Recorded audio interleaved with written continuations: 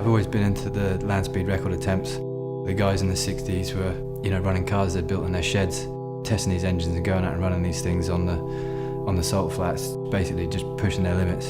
And it's that pioneering spirit of just using what you've got and doing what you can do. A lot of people think about it, but it's whether you actually go through with it. It started out as just an idea to simply build a bike and see how fast we could go.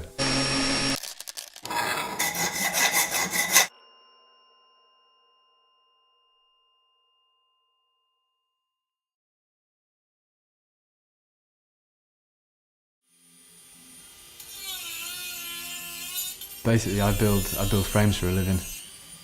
I'm a one-man frame builder in the workshop all day. I have a lot of time to think about stuff.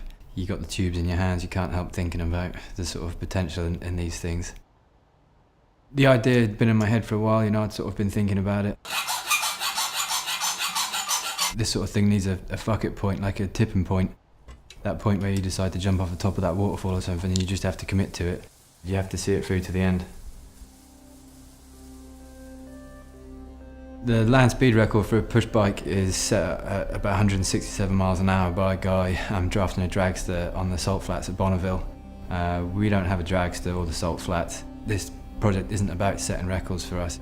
It's about using our imagination, being resourceful, using my old car, using a bike I built and just sort of seeing how fast we can go. I wanted to keep the bike as normal as possible. One of the important things for me was that the bike was built from the same tubes and the same components that I use on my normal bikes that I build for customers. There was a few things we had to figure out. Obviously the geometry of the bike to keep it stable at those speeds. This is all new to me, it's been a total learning curve. And then the other thing obviously was the gearing. We had to figure the gearing out. The only sort of place I could think to call was Royce. So I picked up the phone and spoke to Cliff at Royce. For me to go there was a great day. It's really inspiring to see what you can do with your own bike business. Royce has been going since the 80s. We came up with a 104 tooth chainring. Essentially 104.13 should cruise at 60-70 mile an hour mark, and it should, if we can, get it up to near 100 mile an hour. It's all unknown to us. We're just going to have to sort of put it together and feel it out. Cliff later admitted to me that he only really took it on because when I said when I phoned him up that we were doing it behind the Zephyr, that was a sort of selling point to Cliff. He's really been behind us on this project. He fully understands the spirit of what we're doing. The Zephyr being a saloon type car means there's not a huge area breaking the wind when we're drafting it, so we had to come up with a spoiler to attach to the back. My friend Stifler helped out. We stood there, looked at it, thought, well, we could maybe direct the air up over here and send it down our back to help us keep in the slipstream. Essentially, it's a shed strapped to the back of the car. I'm not an aerodynamics expert by a long, long way. This is kind of our best stab at it. Hopefully it'll stay on the back of the car and we'll all be safe.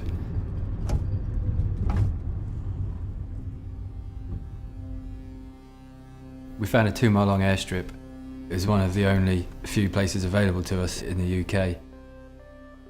2 miles is not that long to try and do what we want to do, and the tarmac's pretty rough. It's an old World War II runway and it's seen some use, but we got to make the most of what we got. Good friend of mine, Gav, from August Wheelworks, was driving the car. We'd only managed to get one test run in before we got onto the airstrip.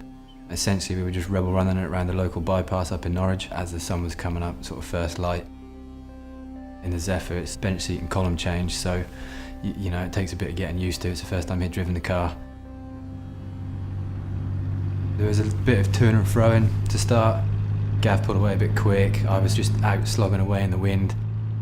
Eventually I found a bumper. Gav missed the gear. He went from third to second rather than third to fourth.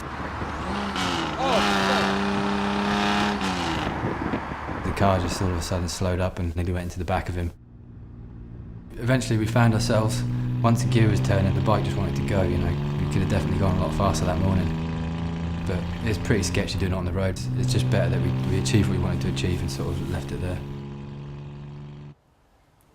So we hit 60 mile an hour on that first test run. You can get pretty close to that just riding a regular road bike going down a hill. But to do it on the flat, riding fixed, pedalling, at 60 mile an hour feels pretty quick. If you then add in the fact that you're doing that 6 inches off the bumper of a car on an open road in a shed, it feels that much quicker again. Sweeping and prepping the track, like marking out the line, you know, you're sort of out there, you know what you're about to do, and the nerves start to set in a little bit, you know, you sort of, it is potentially fairly dangerous. You get doubts in your head. You're thinking, why am I doing this? You just feel really lonely and vulnerable. But as soon as you step on the bike, that's all gone, it's lost. You just get this mad moment where it doesn't matter what the hell happens. All you care about is focusing on that bumper, and you really don't give a shit. You'll just pedal that thing till the wheels come off. We kind of lost it a little bit. We had a few attempts where Gav was pulling away a bit too fast. Easy, easy, easy. I'm calling it quits. Wait, can you hear me or not? We were struggling with communication because it was so loud behind the car. He couldn't really hear me and I couldn't really hear him.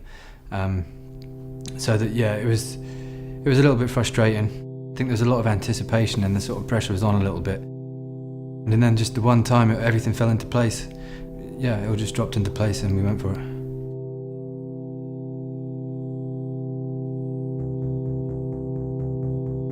You just knew it was a good one, everything felt right. I was locked in the back of the car, the gear started to turn, I started to accelerate. Gav was flat out, he had his foot on the floor and the Zephyr was screaming. I was screaming, you know, just go, go, go. Just on that bumper, pedaling as hard as I could go. I was having to scream at Gav to go faster and faster and faster.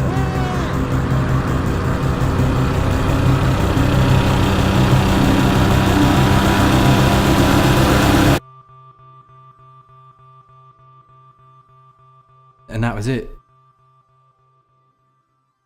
We'd hit 80 mile an hour. Essentially, I'd outrun my car and we'd run out of road. We went there to go as fast as we could, and I felt that we'd done that, and I was, you know, I was stoked.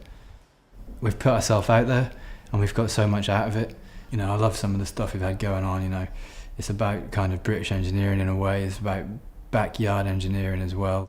The fact that the car was built 5 miles down the road from where the bike was built 50 years apart, but we managed to bring them back together to do what we did. I think there's something, you know, really to be said about that. But knowing that ultimately it was a car on location that dictated our final speed, I wanted to know just how much the bike had in it. Okay, when you're ready, Tom. Okay, 44, 45, 47, 48, 50, 52, 55, 60.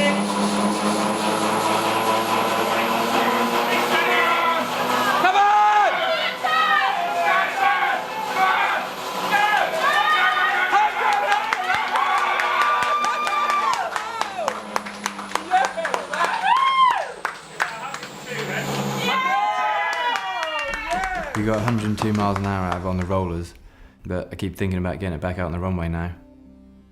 A friend of mine called up who'd been involved in the project, knowing what I was thinking, saying, well, you know, I'm building the Capri at the moment, it's going to have the legs and it's there if you need it. I'm not finished with this at all. I've been bitten by it and yeah, it ain't over yet.